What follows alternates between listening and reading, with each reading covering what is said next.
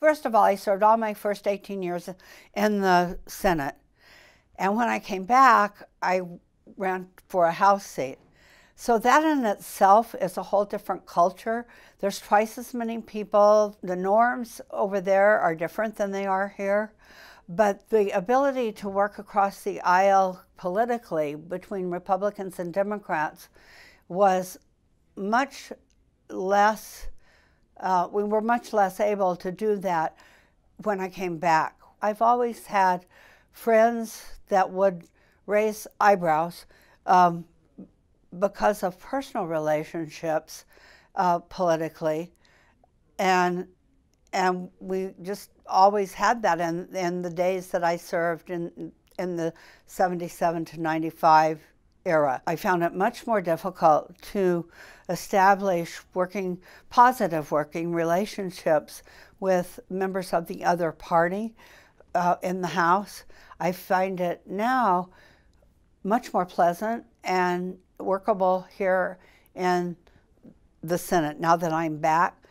Part of it is because we have fewer numbers. Part of it is because of term limits. I believe in those early years we didn't have term limits. They were established while I was still in office, but I was never affected by them, so that you don't have time to build good relationships before the person is termed out, and that people who have higher ambitions often feel like they have to make their mark in a short period of time, so they're a little more cutthroat than they might have been if they had more time. You've only got 8 years to become Speaker of the House. You only have 8 years to become President of the Senate.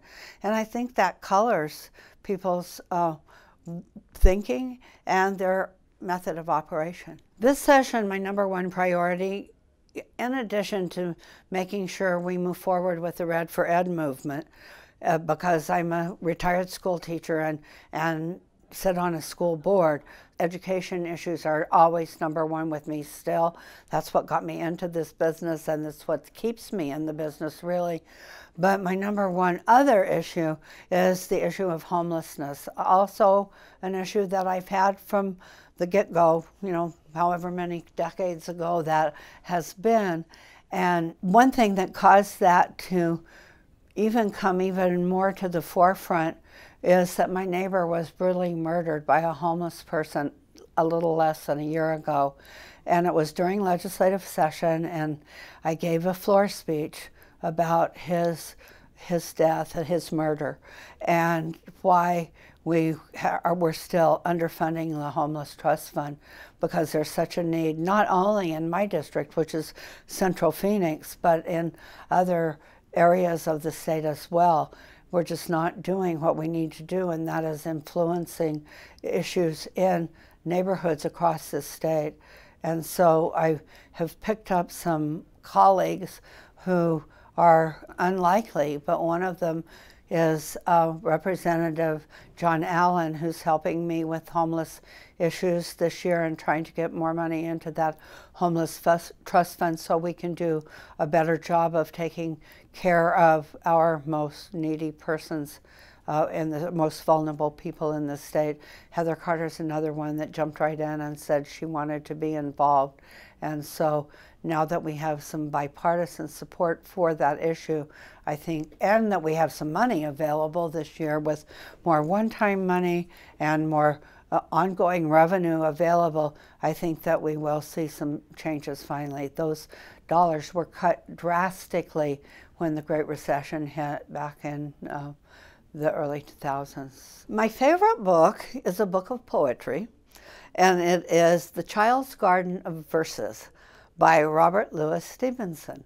And that is a book that I received as a child, that my parents read to me and first introduced me to poetry and literature. And it's a child's book, but it's still very meaningful for me, and I have given that book to my children and to my grandchildren.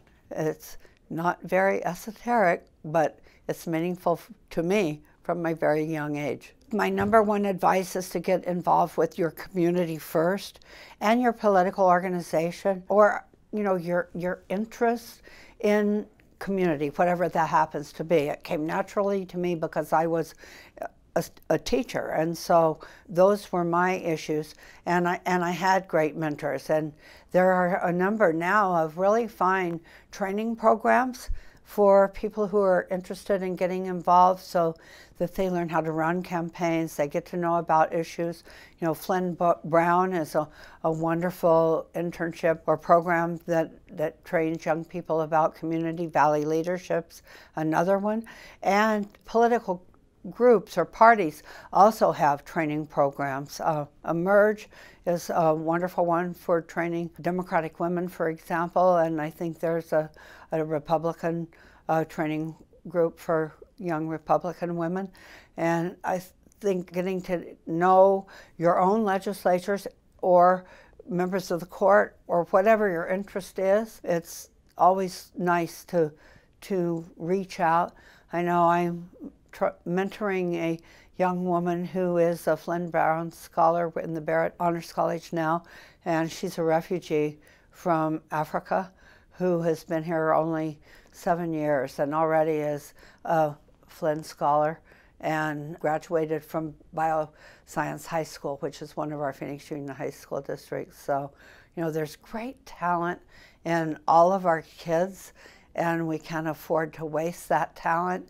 And that's why equal educational opportunities are so important to me.